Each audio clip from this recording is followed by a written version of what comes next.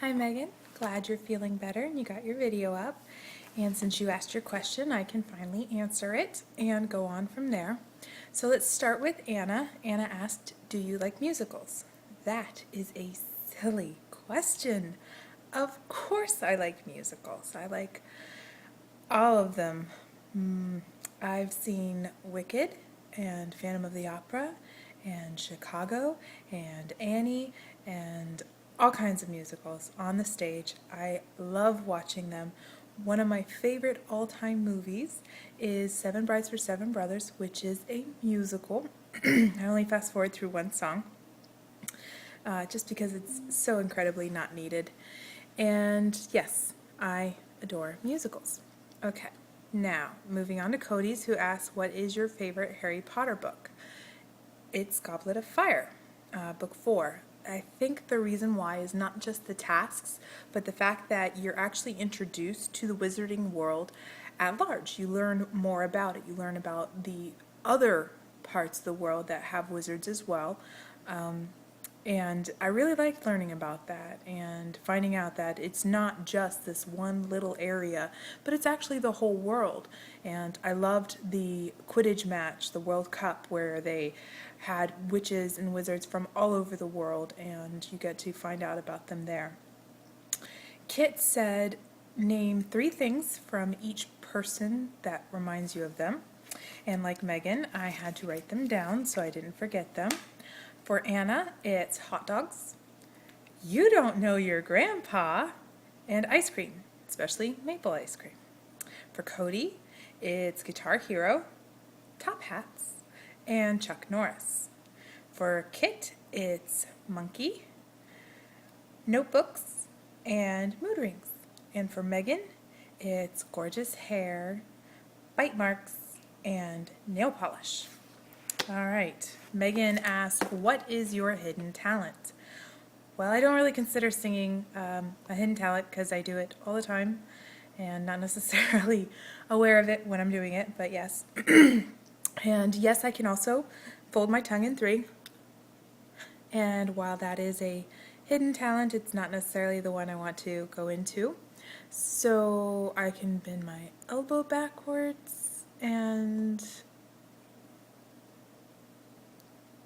Is that really a talent? I don't know. It's a hyperextended tendon, so I don't know if it's a talent or not. I guess really it would be the ability to take things apart in my mind and put them back together and then actually do it too. For instance, I can hook up audiovisual equipment simply by sitting down and thinking about what needs to be hooked into what. I had so many things hooked up into a TV entertainment system that when the cable guy came, he was actually impressed. I do the same thing with sewing and patterns. I sit down and I think about it and then actually will do it. I do it all in my head first and then I will sit down and make it. Okay, now on to my question. It's a little easy, maybe? I don't know. I want to know what scares you. Actual fear, not a, like we all know I don't like spiders, but that's not a fear. Spiders don't actually, like horrify me to the point of incapacitation. What would actually cause you to have serious fear? And in my case, it's drowning. Considering I've been raised in the water and actually swim all the time and love water, it's the idea of not being able to come up to get air.